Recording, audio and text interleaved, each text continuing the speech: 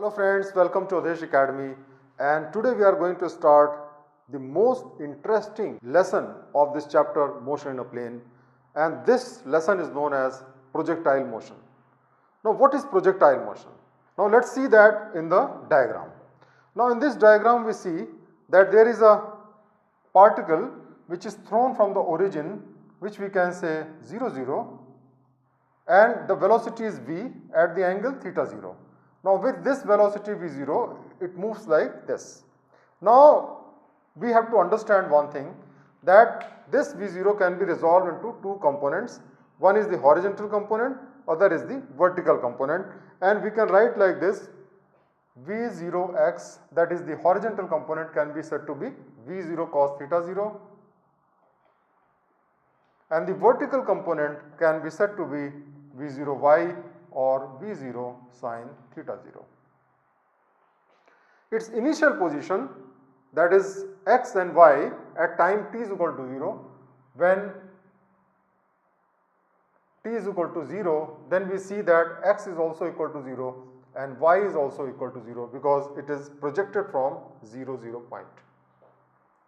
Now most important thing we should understand is that the horizontal component is facing no acceleration or deceleration, because what is acting on this particle is the gravity, which is always in the perpendicular direction of the horizontal plane, and therefore this gravity is not going to affect the horizontal movement, and so its horizontal component is going to be exactly same, that is v0 cos theta 0 here, and this point also it will be same v0 cos theta 0, and this point also it will be same v0 cos theta 0. But as far as the vertical component is concerned, we can compare it like a ball which is thrown upward. When the ball is thrown upward, then the gravity is working on this, so ball will go on the top, then the velocity will become 0, then it will come back on the ground same velocity, if suppose we presume that there is no air resistance. So in this case what is happening is that this vertical component, this is v0 sin theta 0, is reducing, and here at this point of time this vertical component becomes 0.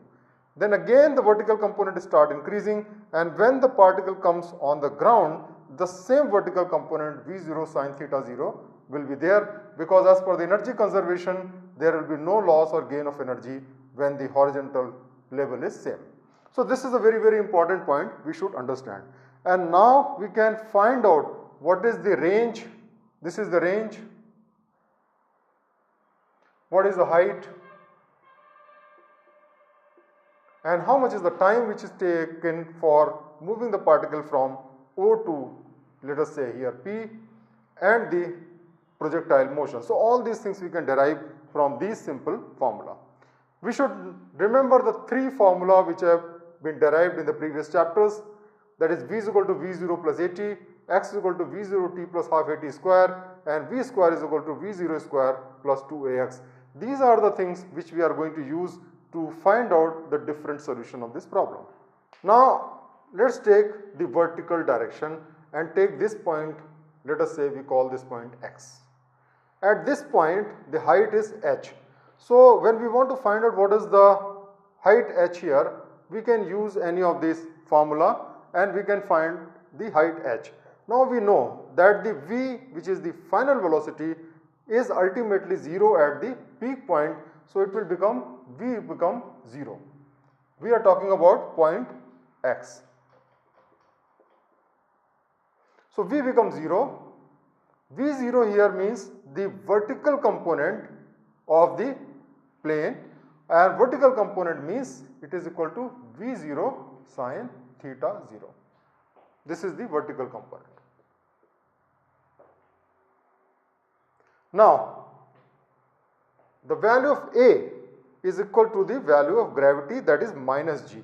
So a become equal to minus g, and therefore we can apply this formula here, and then we can say 0 square is equal to v0 sin theta 0 square minus 2g, and this height will become h, and therefore we can say h is equal to v0 square sin square theta 0 square upon 2g. So this is the formula for determining the height of this projectile. Let's find out the other things. For example, we can use this formula to find out how much is the time taken to reach this particle from point O to point P. Now here we see that at this point the velocity, horizontal component of the velocity remains same, but the vertical component become minus v0 sine theta 0 because it was going up here, it is going down here. So what we can do is that we know here that v is equal to minus v0 sine theta 0 and v0 is equal to v0 sine theta 0, and if we substitute the value in equation 1, then we can know the answer. So we put minus v0 sine theta 0 is equal to v0 sine theta 0 plus, and here a value is minus g and this is t.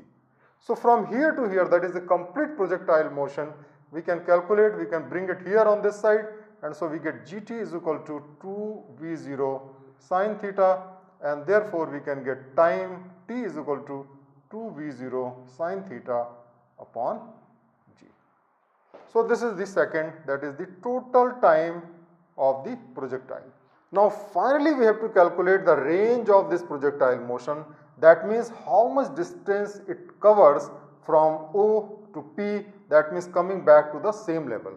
You see, the most interesting thing here is that the horizontal component of this particular projectile remains same.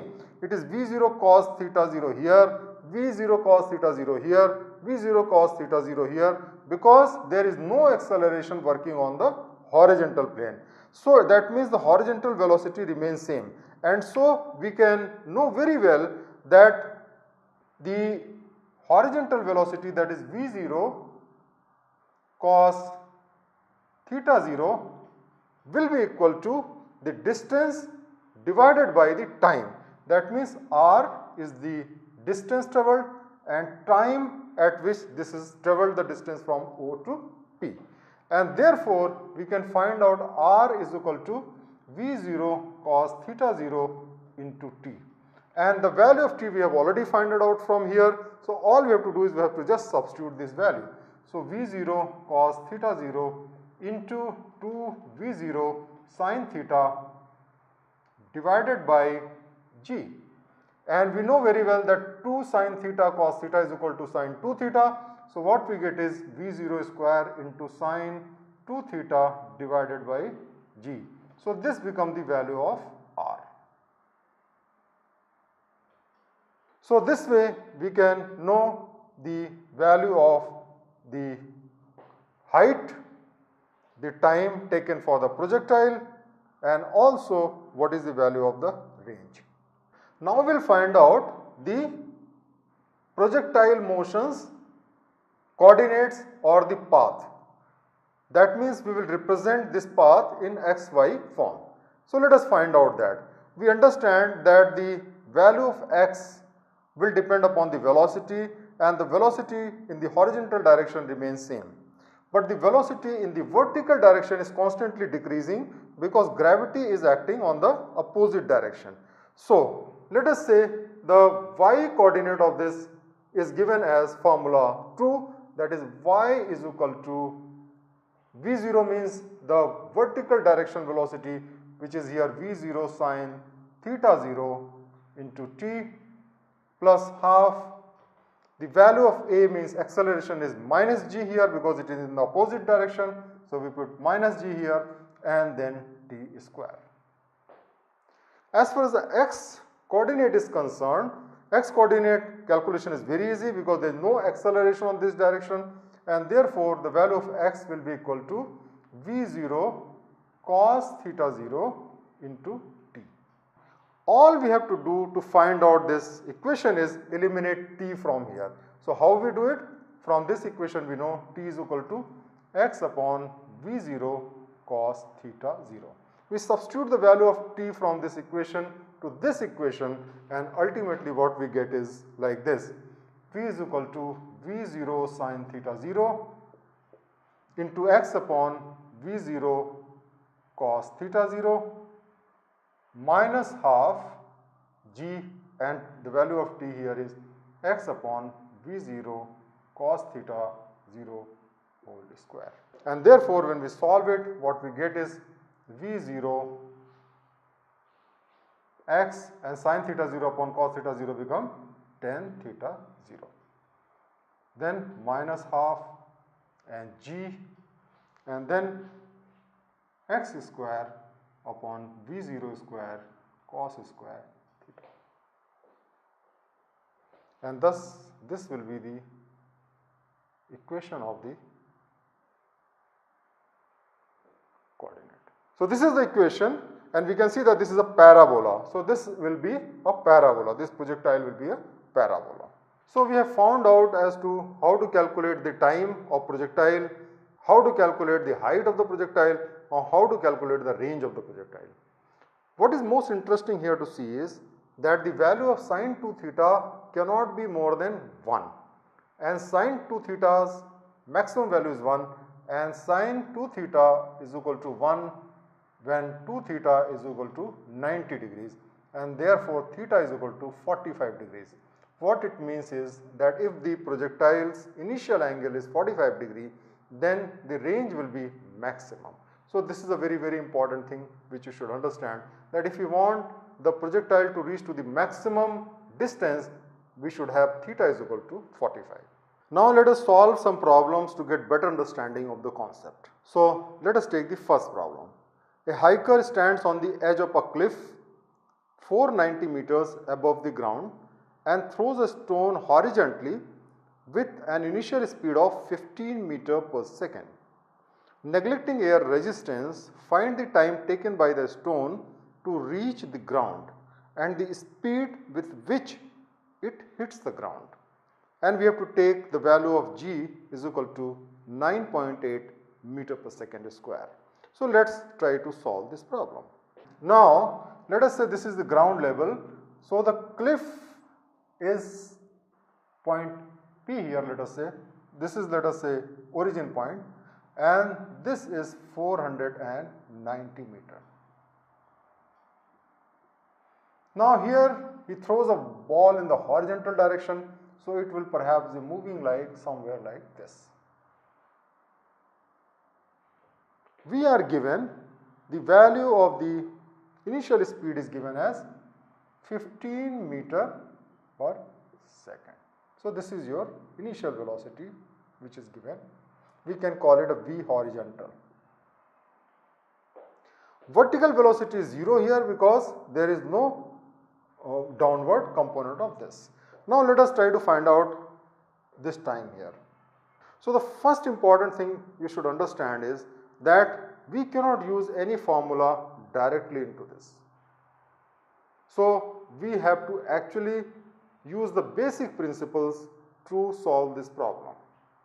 Here we see that the initial point where the ball is thrown is P, and we can take this as origin.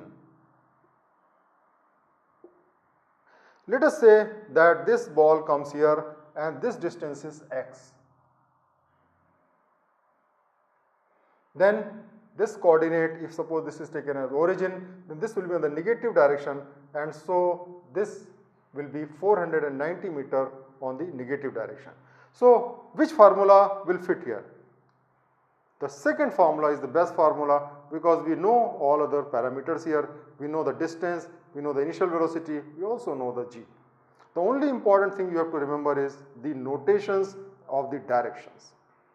Here the value of x is negative because it is going on the negative side of y. So x will become, let us say here, minus 490. V0 means the initial velocity, as we know that the vertical component of the velocity is 0. So we can take V0 is equal to 0. We know the value of A is equal to minus g, and that is equal to minus 9.8 meter per second square. Now we have to just put this thing into the formula. What we get is minus 490 is equal to 0 plus half is minus 9.8 into t square. And so what happens? This get cancelled, and what you get here is 4.9 minus get cancelled, and 4.9 and this will become 100, and therefore the value of t become 10. That means this ball will reach on the ground after 10 seconds. Secondly, we have to find out what is the velocity here at this point. So we know that the horizontal velocity will not be changing, but the vertical velocity will constantly changing. So here we have to find out what is the vertical velocity. We can use the formula, first formula here, because we know that the initial v0 is equal to 0 in the vertical direction, and we know the value of t, we also know the value of a, so we can use this formula to find out the vertical velocity here, and so we can say the v in the y direction here, that is the vertical velocity, will be equal to initial velocity is 0 here, the value of a is minus 9.8, and the value of t is 10. And so we can say that on the ground the velocity will be 98 meter per second. The horizontal velocity will never change because there is no acceleration of this direction. So v horizontal or vx will remain same, that is 15 meter per second. And therefore, if you want to calculate the velocity here, what we have to do is that we have to take the under root of this because they are perpendicular to each other, and therefore v will be equal to under root of vx square plus vy square, that means 98 square plus 15 square, and when we solve this, what we get is 99 meter per second. So this is the velocity, net velocity at which it will hit here, that is the solution. So let us take the second problem. A cricket ball is thrown at a speed of 28 meter per second in a direction 30 degree above the horizontal. Calculate the maximum height, the time taken by the ball to return to the same level, and the distance from the thrower to the point where the ball returns at the same level. This problem can be solved directly by using the formula. So let us now solve this problem. First part is maximum height. Maximum height means h. So let us first see what is given. v0 is given as 28 meter per second. Theta is given as, or theta 0 is given as 30 degree. So let us now use the formula h, that is height. Maximum height h will be equal to v0 square sine square theta 0 upon 2g. v0 value we know 28 square into sine theta means sine 30 and square, and thereafter we divide by 2 into 9.8. We know the value of sine theta is equal to 1 by 2, and if we solve this problem, what we get is 10 meter. In order to find out what is the total time taken, we can use this formula, that is t is equal to 2 into v0 sine theta 0 upon g. We know the value of v0, that is 28, sine theta means sine 30, and then we can divide it by 9.8. We know the value of sine 30, this is equal to half. And if we solve this problem, what we get is 2.9 second. In the same way, if you want to calculate the range, the r will be equal to v0 square sine 2 into 30 divided by g. That means basically 28 square into sine 60 divided by 9.8, and we know the value of sine 60 is equal to root 3 by 2, and if we solve this, what we get is 69 meter. So you can see that this particular problem can be solved straightway by using the formula. So today we have learned about the projectile motion.